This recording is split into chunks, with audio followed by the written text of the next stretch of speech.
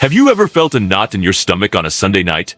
That sinking feeling as the weekend slips away and Monday looms large? It's almost as if your body knows what's coming before your mind fully accepts it. But here's a more chilling question. Why are most heart attacks more likely to happen on Monday mornings, specifically between 8 a.m. and 9 a.m.? That's the same time most people are getting ready to head to jobs they dread. Coincidence? I don't think so. We live in a world where we've been conditioned to wait for happiness. After I graduate, I'll be happy. Once I get a good job, I'll be happy. When I buy the house, get married, or retire, then, finally, I'll be happy. But what if then never comes? In this episode of Minimal Millions, we're going to unpack why work consumes such a huge part of our lives and why waiting for happiness is a dangerous game. We'll explore the myth of work-life balance, how happiness impacts your success and health, and most importantly, how to reclaim your joy right now. Are you ready to break free from the grind and design a life you love?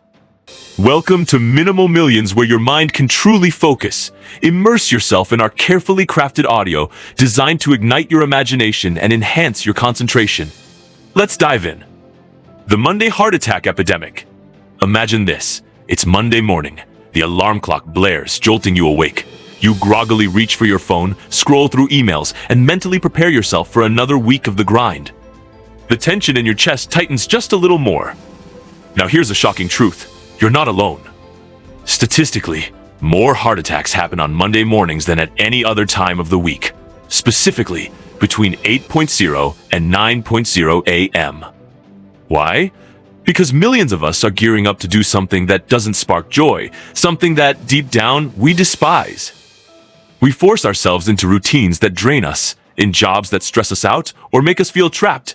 And this stress isn't just in our heads, it's a physical weight, slowly crushing us. Think about that for a moment. Our bodies are sending us a clear message. This cycle isn't sustainable. And yet, we keep telling ourselves that it's normal, that this is just what adult life looks like. But it doesn't have to be. If Mondays are filled with dread and your body feels like it's fighting back, it's time to ask, what are you really working towards? And more importantly, what are you sacrificing to get there? Let me introduce you to my friend, Jay. Jay was a classic and then person. He spent his life believing that happiness was always just one milestone away. In school, he thought, when I graduate, then I'll be happy. But graduation day came and went, and happiness didn't arrive. Then Jay said, when I get a job, then I'll be happy. He got the job, a stable, respectable position, but happiness still didn't show up. So Jay moved the goalpost again.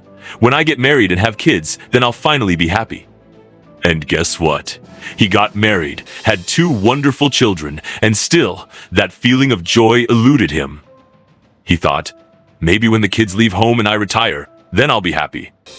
But when retirement came, Jay found himself sitting in silence, wondering where all the time had gone. He started going to church more often, telling me, when I die, then I'll be happy. Jay's story is heartbreaking, but it's not unique. His initials could stand for just about everybody. How many of us are stuck in this cycle? Always believing that the next milestone, the next promotion, the next purchase will finally unlock happiness? But what if we're wrong?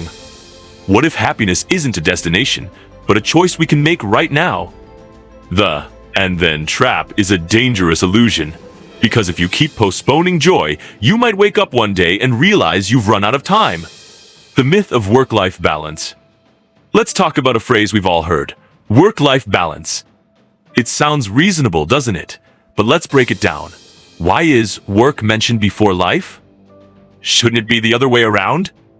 When you prioritize your life, your joy, your health, your passions, something amazing happens. Your work doesn't suffer. It actually gets better.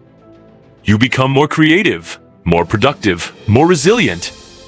This isn't just feel-good talk, it's science.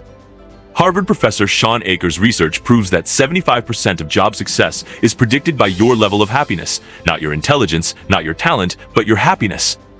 When you're happy, your intelligence rises, your creativity flourishes, your productivity soars. And here's the kicker, you even make more money. But that's not all. Optimists, people who actively cultivate happiness, live longer. Imagine that. Simply by choosing joy, you can stretch your lifespan. So if you've been wearing stress like a badge of honor, it's time to rethink that. The idea that overworking is a sign of success? That's a lie we've been sold.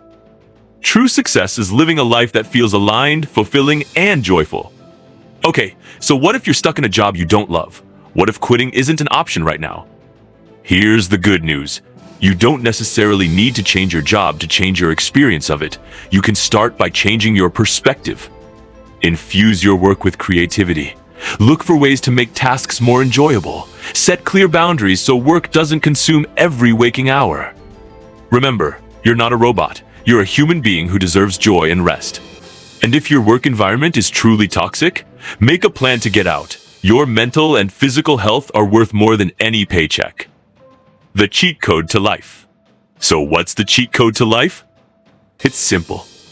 Stop waiting for permission to be happy. Stop buying into the lie that stress equals success. And stop believing that happiness is a reward you have to earn. You have the power to choose joy right now. As the Buddha said, the problem is you think you have time. But time is precious. You can't get it back. If this message resonated with you, don't just think about it, act on it. Reflect on your life and work. Are you stuck in the "and then" cycle? Make a commitment to choose happiness today. Not tomorrow, not someday, right now. And if you found inspiration here, subscribe to Minimal Millions for more content that fuels your mind, your life, and your creativity. At Minimal Millions, we believe success doesn't need clutter.